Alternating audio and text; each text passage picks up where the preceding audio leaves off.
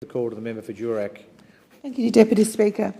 Excuse me, I rise today to support the motion put forward by my colleague, the member for McPherson, to recognise the outstanding efforts of those involved in the International Square Kilometre Array project. We know this is the ASKA project. Amongst other things, it will see the world's largest telescope built in the Murchison, which is sited in the remote heart of my electorate of Durack in Western Australia.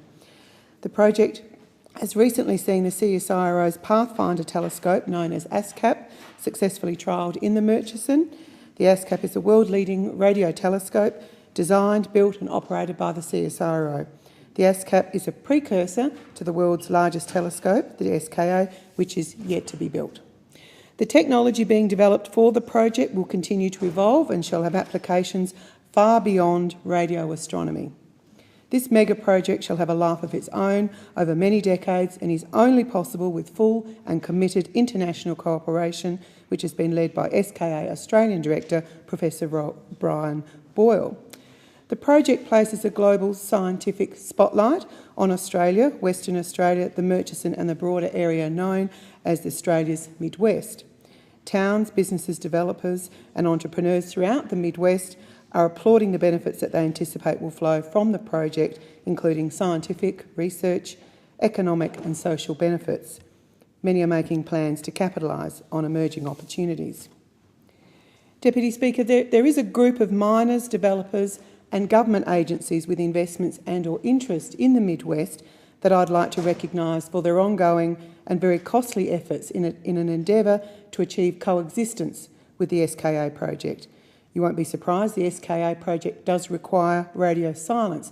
This, of course, is a challenge for iron ore mine operators, trains and transport, not to forget mobile telecommunications. This group of miners, agencies and investors seek to facilitate the SKA moving forward, but without unsustainable impacts on other industries, and in particular on resources and infrastructure projects, which can bring so many economic and social benefits to our nation, the Murchison and the Midwest and Durack more broadly. There are enormous deposits of iron ore, magnetite and hematite in the Midwest, as well as a variety of other minerals. The WA Department of Mines and Petroleum data highlights that within a 100-kilometre radius of the SKA and the Murchison Radio Astronomy Observatory, there are 154 mining tenements, with a further 603 tenements in a radius of a 100 to 150-kilometre radius. There is significant potential for projects within these tenements to be adversely impacted by the SKA's project Radio Quiet Zone, creating a barrier to investment. This, of course, is unnecessary and unwanted. The 2011 Memorandum of Understanding between the Australian Government and the West Australian Government on radio quiet matters concluded an agreement to develop strategies on the coexistence of radio astronomy and other economic development. A proactive approach on coexistence is necessary to ensure all parties clearly understand their roles and responsibilities, and a system is in place to give practical effect to the coexistence of the 2011 MOU. The Chamber of Minerals and Energy considers the establishment of strong partnerships and mutually beneficial solutions is key to the coexistence of the SKA and other stakeholders. The Chamber supports the efforts of state and federal government departments to work with both industry and the CSIRO to develop clarity for those within the coexistence zone.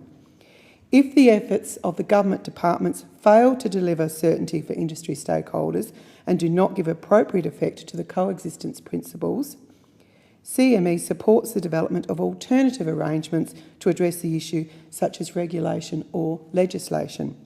This alternative arrangement should also contemplate compensation where coexistence cannot be reached.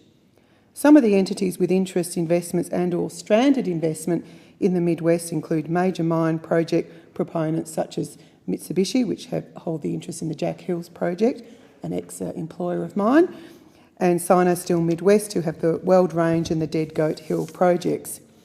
I believe the development of the Midwest would be best achieved through a balance between radio astronomy and continued industry growth. This will result in a diversified economy which delivers investment, attractiveness and certainty.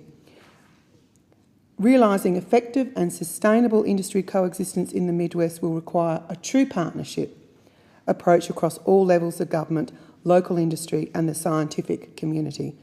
I'm very pleased to support the motion put forward by my friend, the member for McPherson.